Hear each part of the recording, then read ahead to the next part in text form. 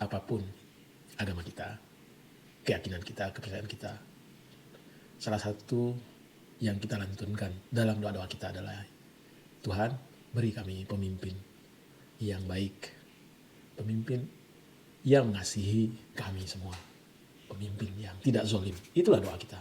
Anies Baswedan adalah bagian dari kabulnya doa-doa yang teman-teman ajukan, yang Bang Kicak ajukan, agar negeri ini diberi pemimpin yang amanah, yang bijak, yang pintar, yang mengasihi rakyatnya. Jadinya atau terkabulnya doa kita tidak seperti kita meminta kepada orang tua. Harus ada effort terakhir dari kita menyambut peluang yang diberikan oleh Tuhan Yang Maha Kuasa. Apa itu effort terakhir itu?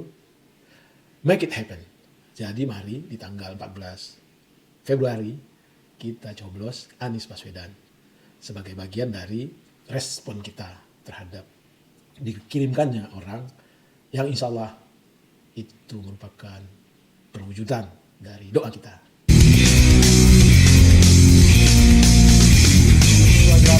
Ketemu lagi kita di channel yang perlu diimajinasi rumah gratis tidak bayar. Subscribe.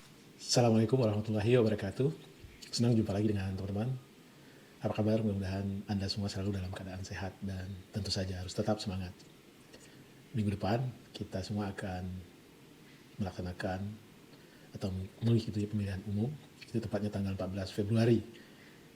Jadi ya lebih kurang 8 hari ke depan.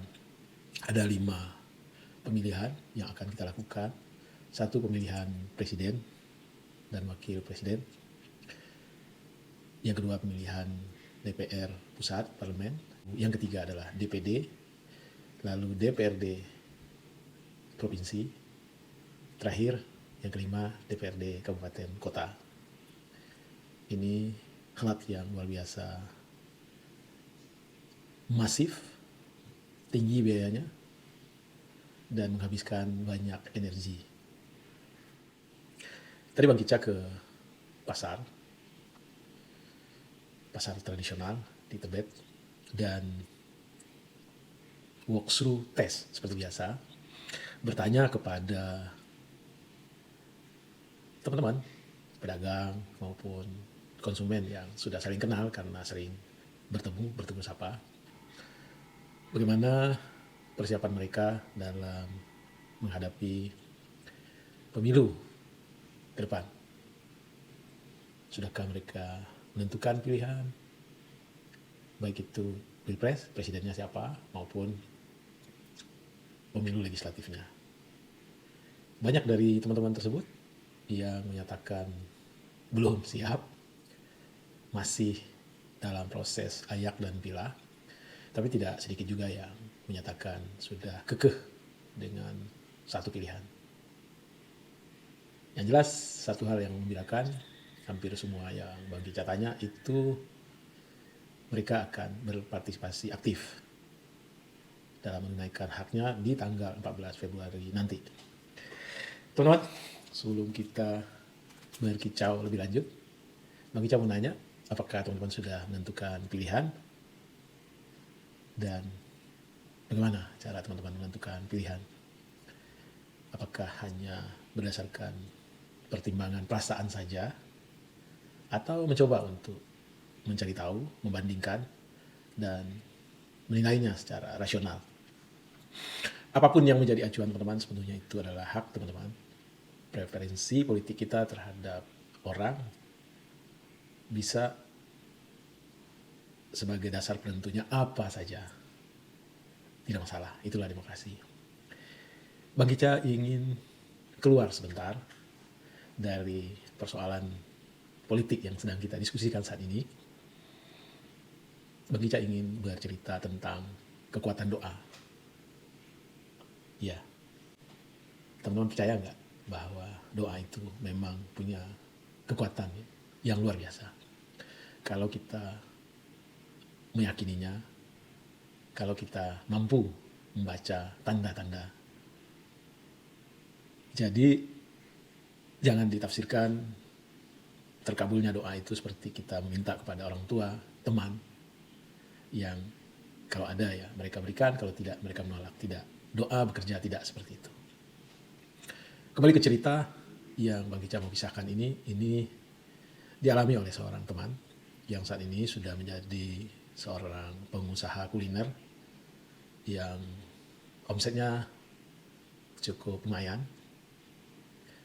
mampu mengangkat derajatnya dari ekonomi bawah menjadi kelas menengah, dan tentu saja dalam kehidupan yang berkah. Ceritanya begini teman-teman, Bang Kica itu punya seorang teman yang kebetulan setelah tamat SMP dia tidak lagi bersekolah karena keadaan ekonomi orang tuanya. Dia bekerja apa saja, serabutan. Tetapi satu hal yang selalu menonjol dari teman ini adalah kesolehannya. Cara dia mengatur hidupnya, cara dia berrelasi dengan Tuhannya, cara dia memandang bahwa agama adalah pegangan utamanya. Singkat cerita, satu ketika teman tersebut menjadi kuli. Ya karena dia bekerja serabutan, jadi satu ketika dia menjadi kuli. Oh ya, dalam setiap ibadah yang dilakukan oleh teman tersebut, dia selalu berdoa agar Allah, Tuhan, membukakan rezekinya. Itu selalu dia utarakan, dia lantunkan. Ini cerita dia nih, cerita teman ke Bang Kica. Karena memang rezeki yang dia perlukan. Lalu suatu ketika menjadi kuli, dia kan tiap hari bekerja di kota, dia dari kampung selalu dibekali dengan nasi bungkus oleh istrinya. Ini untuk menghemat biaya tentunya. Nah, pada beberapa kesempatan teman-temannya pesan agar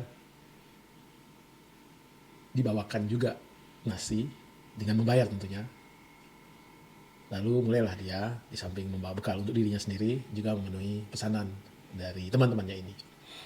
Dan itu berjalan dan dia tidak pernah tahu apa hikmah di balik semua itu. Yang jelas niat dia menolong temannya. Sampai kepada proyek berikutnya, dia bekerja membangun atau merehab satu masjid dan dia bekerja grup ya dengan teman-teman yang tadi. Ya tetap dia selalu membawa bekal, bukan hanya buat dirinya, tapi juga buat teman-temannya. Ini kan masjid, satu ketika di hari Jumat, banyak jamaah yang kebetulan pedagang di sekitar tempat tersebut, minta agar untuk hari Jumat mohon dibawakan juga dia nasi bungkus yang dimasak oleh istri teman ini. Mulai dari 1 orang, 2 orang, 3 orang jemaah, ini di luar temannya yang memesan gitu. Akhirnya ada seorang jemaah yang mengatakan bahwa sepertinya masakan istrimu enak, kalau buka warung di sini di emperan pasti ramai. Singkat cerita teman itu membuka warung kaki 5 di dekat masjid tersebut dan selalu tumbuh. Dan sekarang teman itu sudah punya beberapa restoran di beberapa kota. Lalu apa hubungannya kisah Bang Kica ini dengan Pilpres? Begini teman-teman, tentu kita sebagai orang yang beriman, apapun agama kita, keyakinan kita, kepercayaan kita, salah satu yang kita lantunkan dalam doa-doa kita adalah Tuhan, beri kami pemimpin yang baik, pemimpin yang mengasihi kami semua, pemimpin yang tidak zolim. Itulah doa kita, ya kan? Dan berkali-kali pemilu kita ikuti, dan sepertinya kita belum lagi mendapatkan pemimpin yang ideal, yang sesuai dengan apa yang kita bayangkan tentang seorang pemimpin yang bijaksana, seorang pemimpin yang mampu membawa kita menjadi orang yang hidupnya lebih baik, negeri yang makin maju, makin sejahtera, makin damai, sentosa. Lalu di Pilpres kali ini ada sesuatu yang mustahil, sesuatu yang enggak masuk akal lah ini akan terjadi. tanpa ada campur tangan dari Yang Maha Kuasa. Tentang munculnya seorang calon yang menurut Bang Kica itu seperti sapi dimasukkan ke lubang jarum. Kalau kita analisa dengan ketentuan, dengan culture, keadaan yang selama ini berlaku di negeri kita ini tentang politik. Kita tahu bahwa untuk menjadi seorang calon presiden itu harus mempunyai suara 20%, mempunyai modal, dan merupakan anggota dari salah satu partai politik. Itu yang berlaku, katakanlah kita ambil sejak pemilu pasca reformasi tahun 2000-an sampai sekarang ini. Tidak ada kontestan di Pilpres yang bukan anggota partai politik. Semuanya anggota partai politik. Tetapi untuk Pilpres kali ini ada salah seorang calon presiden, yaitu paslon nomor 1 Anies Baswedan, bukan anggota partai politik. Tetapi dia menjadi calon presiden. Dan kalau kita lihat juga riwayat sebelum beliau resmi dicalonkan, itu banyak sekali effort, upaya-upaya buruk dari pihak eksternal yang tidak ingin dia maju sebagai salah seorang kontestan dalam Pilpres ini. Berbagai cara dilakukan. Tetapi kok masuk juga, jadi juga. Nah, seperti yang kita katakan tadi, ini seperti memasukkan sapi ke lubang jarum. Tentu kalau kita orang beriman, ini adalah bagian dari Tuhan yang mengijabah doa-doa kita agar kita dikaruniai seorang pemimpin yang bijaksana, yang tidak zalim, yang pintar, yang paham tujuan negeri ini, dan tentu saja yang mengasihi rakyatnya. Jadi kembali Bang Kica kaitkan dengan cerita dari teman Bang Kica tadi, hari-hari dia berdoa agar ditambahkan rezekinya. Sejatinya barangkali sudah beberapa kali dia pindah kerja, teman-temannya memesan nasi bungkus yang dimasak istrinya melalui dia, tetapi dia tidak paham juga bagaimana cara Tuhan mengabulkan doanya. Tuhan tidak langsung memberi seperti kita meminta kepada orang tua. Harus ada effort, harus ada mata batin kita menelisik. Begitulah cara doa bekerja. Jadi teman-teman, dalam keyakinan Bang Kica, Anies Baswedan adalah bagian dari kabulnya doa-doa yang teman-teman ajukan, yang Bang Kica ajukan, agar negeri ini diberi pemimpin yang amanah, yang bijak, yang pintar, yang mengasihi rakyatnya. Sekali lagi teman-teman, mari kita sambut dikabulkannya doa kita oleh Allah, Tuhan yang Maha Kuasa, dengan memilih orang yang mustahil kalau kita pakai akal biasa bisa menjadi calon presiden, seperti memasukkan sapi ke lubang jarum. Tetapi tidak ada yang mustahil oleh Tuhan, oleh Allah.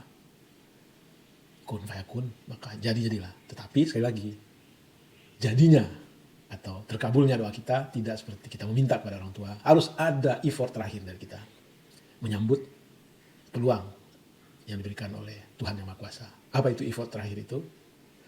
Make it happen.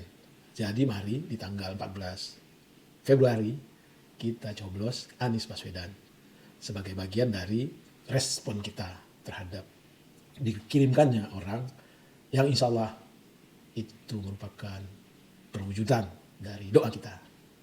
Dikirimkannya pemimpin yang itu merupakan perwujudan dari alam bawah sadar kita yang ingin negeri ini makmur, sejahtera, damai. Demikian kisah pendek soal bagaimana doa bekerja dan bagaimana kita merealisasikannya. Wassalamualaikum warahmatullahi wabarakatuh. Salam sehat dan bahagia.